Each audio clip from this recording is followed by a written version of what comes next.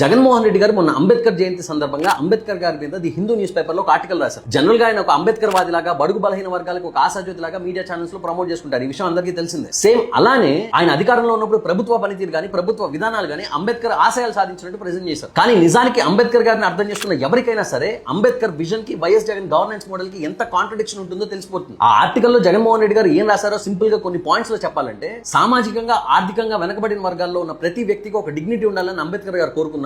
మా హయాంలో welfare schemes through మేము ఇచ్చిన ప్రతి డిబిటీ, అది ఎడ్యుకేషన్ అయినా, హెల్త్ లో అయినా, వేరే దేంట్లో అయినా సామాన్యులకి ఆ డిగ్నిటీ కలిగించాయి. అలానే అమ్మఒడి లాంటి పథకాల నుంచి మేము ఆడవాళ్ళకి ఇచ్చిన డబ్బుతో వాళ్ళు ఎంపవర్ అయ్యారు. దాని త్రూ మేము అంబేద్కర్ సోషల్ జస్టిస్ ని అచీవ్ చేశాం. అంబేద్కర్ గారికి విగ్రహాలు కట్టాం, పూజలు చేశాం. అన్నిటికన్నా ముఖ్యంగా మా గవర్నెన్స్ అండ్ అడ్మినిస్ట్రేషన్ అంబేద్కర్ ప్రతిపాదించిన రాజ్యాంగ నైతికతకు ఒక నిర్వచనం. ఆయన కన్నా ఆల్మోస్ట్ ప్రతి కళను కూడా వైసీపీ హయాంలో మేము నిజం చేశాం అన్నంతగా రాశారు. ఇంత రాసినోడు విదేశీ విద్యా పథకానికి అంబేద్కర్ గారి పేరు తీసేసి ఆయన పేరు ఎందుకు పెట్టుకున్నాడో రాయలేదు. సరే, ఈ ఆర్టికల్ ని పొలిటికల్ గా కాకుండా ఐడియాలజికల్ గా, అకాడమిక్ గా అనలైజ్ చేద్దాం. అంబేద్కర్ లైఫ్ వర్క్ అంతా he wanted the pour to be independent of states good will. అంటే ఎవరి ఆర్థిక భద్రత అయినా సరే ప్రభుత్వం తాలూకా దయాదాక్షిణ్యాల మీద ఆధారపడకూడదు అనుకున్నారు. అలానే ఎకనామిక్ రైట్స్ అనేవి కేవలం పాలసీ బేస్డ్ కాకుండా ఇన్స్టిట్యూషనల్ గా ఉండాలి. ఎందుకంటే పాలసీలు ప్రభుత్వాలు మారితే మారిపోతాయి. ఇన్స్టిట్యూషనల్ సేఫ్ గార్డ్స్ ఉంటే వాటికి ఒక లెజిటిమిటీ ఉంటుందని చెప్పారు. కానీ జగన్మోహన్ రెడ్డి గారి వెల్ఫేర్ మోడల్ అంతా డీబీటీస్ మీద ఆధారపడి ఉంటుంది. అలాంటి క్యాష్ ట్రాన్స్ఫర్ స్టేట్ మీద డిపెండెన్సీ పెంచుతాయి. పాలసీ కంటిన్యూటీ ఉంటుందో లేదో చెప్పలేం. అన్నిటికన్నా ముఖ్యంగా నాన్ ప్రొడక్టివ్. అంబేద్కర్ గారు చెప్పిన డిగ్నిటీ అండ్ సెల్ఫ్ రెస్పెక్ట్ అనేది వాళ్ళ స్వయం కృషితో ప్రొడక్టివ్ గా పనిచేస్తే వచ్చే ఎకనామిక్ ఇండిపెండెన్స్ తో వస్తుంది తప్ప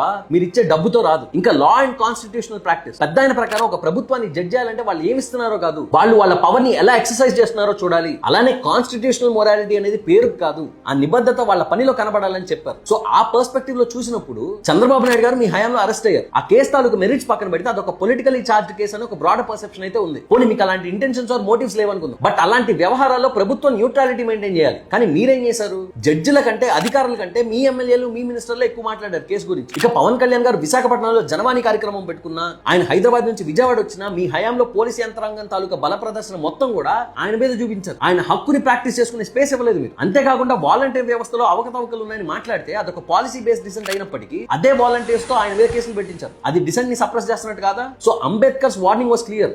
democracy can survive inequality but it cannot survive the erosion of institutional trust. మీరు చేసింది ఎగ్జాక్ట్ గా అదే. అంతేకాకుండా ఇప్పుడు మనం మాట్లాడుకున్న వాలంటీర్ వ్యవస్థ అంతా కూడా రాజ్యాంగ విరుద్ధం. అంటే ప్రభుత్వ యంత్రాంగానికి ఎటువంటి సంబంధం లేని వ్యక్తులు స్టేట్ బెనిఫిట్స్ ఎవరికి రావాలి, ఎవరికి రాకూడదని డిసైడ్ చేసేవాళ్ళు. అన్నిటికన్నా దారుణం, ఒక సామాన్యుడు మీరు ఇచ్చే డబ్బు కోసం ఆఖరికి ఒక వాలంటీర్ దగ్గర చేయి చాచే పరిస్థితిని క్రియేట్ చేశారు మీరు. ఇంకెక్కడ డిగ్నిటీ, ఇంకెక్కడ ఎంపవర్మెంట్? ఏమన్నా అంటే అంబేద్కర్ గారు విగ్రహాలు కట్టామని మాట్లాడుతున్నారు, కరెక్టే. కానీ ఒక గుడి కట్టి ఆ గుడి బయటకు వచ్చి వ్యభిచారం చేయడం ఎంత పాపం?